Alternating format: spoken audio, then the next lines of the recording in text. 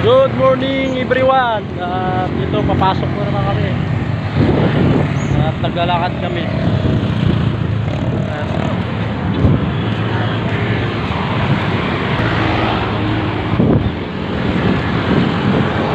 Guys, maganda yung simoy ng hangin dito.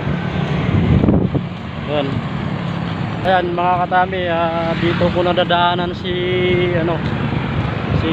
tatay. Ayan. Ilang araw na kami mapasok, din na namin nadaanan dito. Ito sa tulay na to.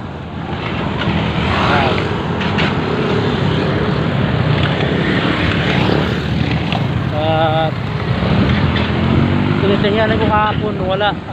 Ibibigyan sana natin ng pagkain dito sa tulay na to. At pakita natin pag nakita natin siya dito. Ayan mga katami, 5 buwan na kami dito. Dito namin nakikita si tatay, lagi nakatambay. 1 linggo nang wala. Akala namin nakatambay lang, yun pala nangingi siya ng mga pagkain dito. Siyempre bibigyan natin yan pag nagkaroon tayo ng pagkakataon na magkapera. Ayan mga katami, dito na tayo sa kabilang tulay. Sana sa sunod na pagpasok natin ay makikita natin yung si tatay. At sa totoo lang, gustong gusto natin siyang tulungan, kaso no choice pa tayo sa ngayon. At kailangan din natin magtrabaho muna. Ayan mga katami, kasi bilang ama, ramdam natin yung walang nag-asikaso kahit na meron tayong mga anak.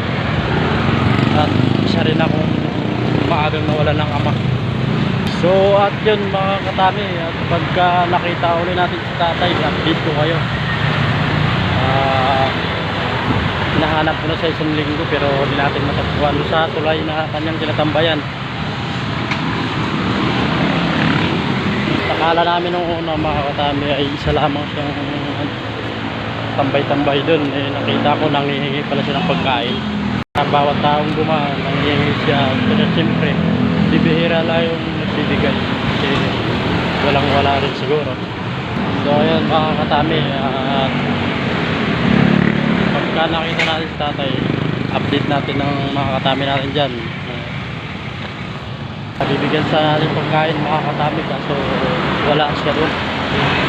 Kaya next time na lang pagka nakita natin siya. At kawawa talaga mga katami.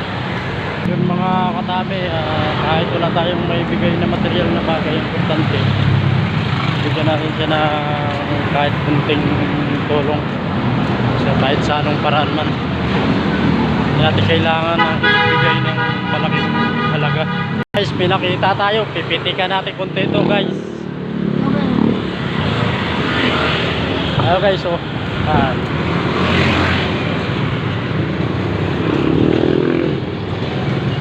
ayo guys, pitik konti.